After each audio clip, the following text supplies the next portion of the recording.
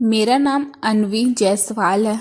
मैं एक पत्रकार हूँ, खासकर उन खबरों की जिनसे बाकी लोग डरकर दूर भागते हैं। पिछले कुछ महीनों से मेरे शहर में एक अजीब सी अफवाह फैल रही थी।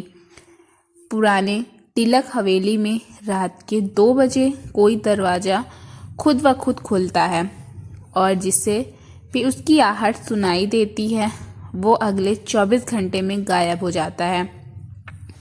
लोग इसे मनगढ़ंत कहानी मान रहे थे, पर मेरे लिए यह बस एक अधूरी रिपोर्ट थी। एक रात मैंने तय किया कि इस अफवाह की सच्चाई मुझे ही पता करनी होगी। तिलक हवेली, जहां सन्नाटा सांस लेता था, वह जगह शहर के आखिरी छोर पर थी। काले पत्थरों से बनी, चारों तरफ टूटे खंभे, गिरे पत्तों की सनसनाहट और एक लंबा वीरान बारांदा जहां हवा भी डर कर कदम रखती हो। मैंने अपनी घड़ी में देखा, रात के 1:47 था। मैं अकेली नहीं थी। मेरे साथ था मेरा कैमरा, टॉर्च और डर का एक हल्का सा एहसास, जिसे मैं हर बार यूं ही झटक देती थी। हवेली का मुख्य दरवाज़ा धक्का देने पर अपने आप चरमराकर खुल गया। कितने समय से यहाँ कोई आया नहीं, मेरा खुद से सवाल था। अंदर धूल जमी थी, जाले लटके थे और हवा में एक अजीब सी बासी गंध थी। मैंने हर कमरे की वीडियो रिकॉर्डिंग शुरू की। सब सामान्य लग रहा था सिवाय उस एक चीज़ के।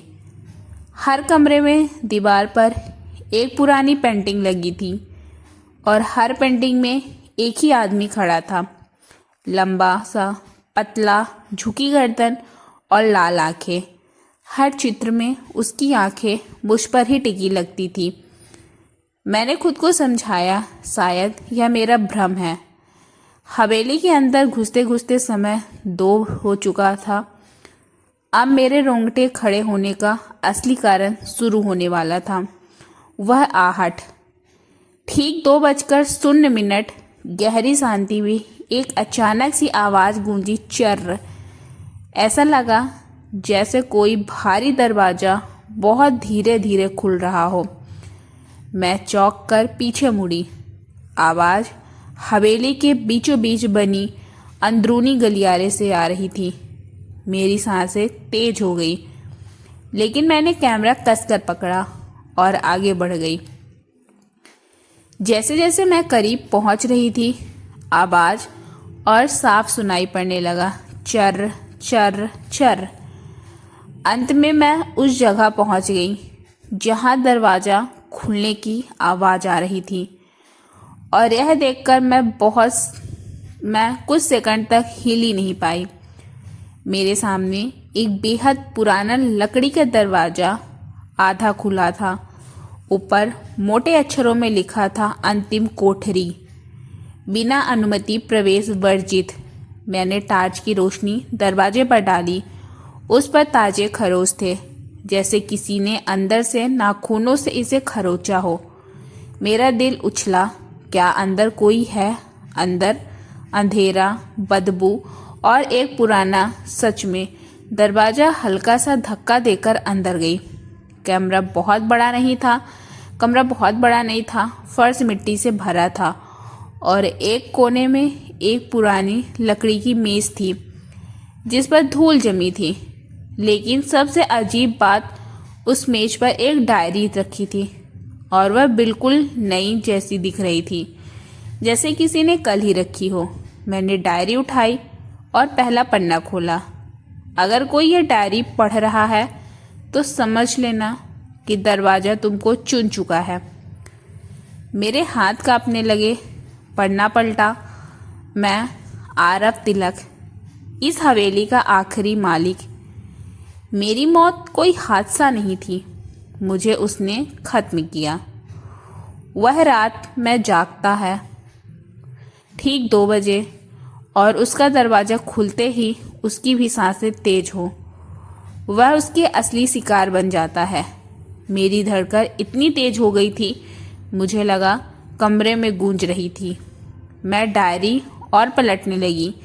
तभी अचानक टार्च की रोशनी दीवार पर पड़ी और मैं जम गई। दीवार पर बड़ी बड़ी लकीरों से में लिखा था टर्न अराउंड, पीछे मुड़ो। मैंने हिम्मत जुटाई। धीरे धीरे पूरा शरीर सख्त हो गया और मैं मुड़ी। वह परछाई सबसे पहले मुझे लाल चमकती आंखें दिखी, फिर एक लंबी सी परछाई मकड़ी की तरह मुड़ी हुई मेरे सामने खड़ी थी।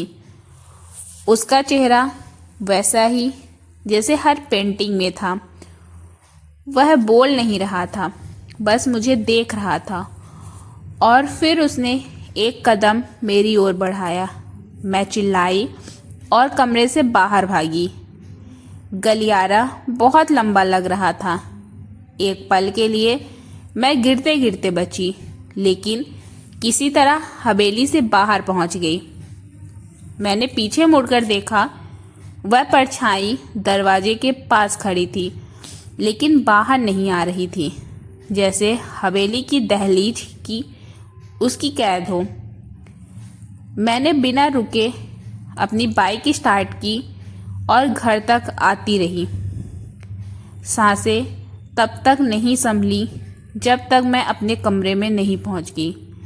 मैंने सोचा शायद अब सब खत्म, लेकिन नहीं।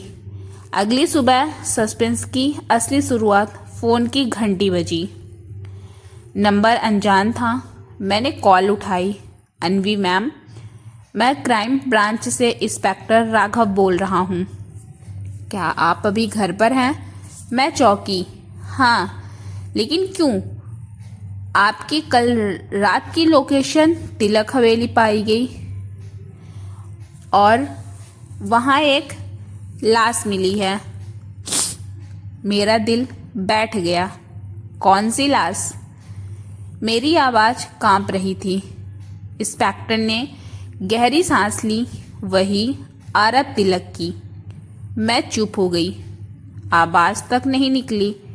आरव तिलक, लेकिन डायरी में उसने लिखा था कि उसकी मौत हो चुकी है कई साल पहले।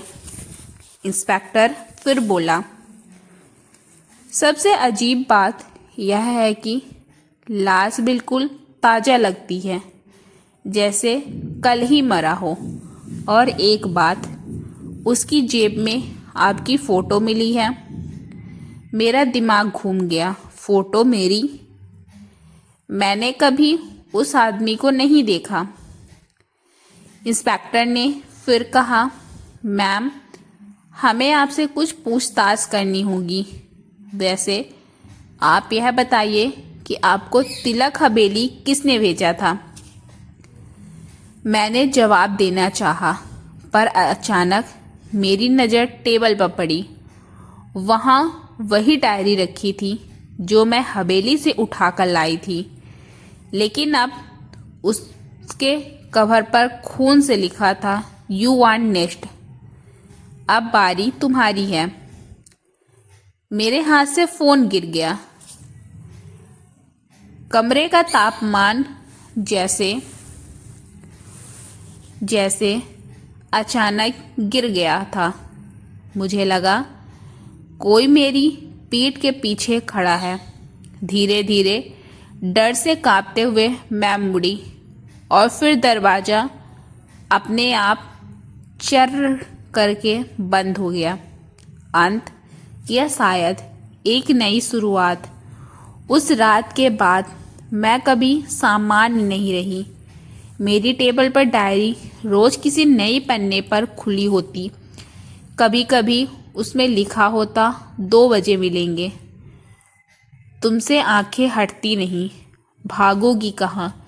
मैंने घर बदला, शहर बदला, लेकिन वह आवाज़, वही दरवाज़ा खुलने की आहट हर रात 2 बजे सुनाई देती है।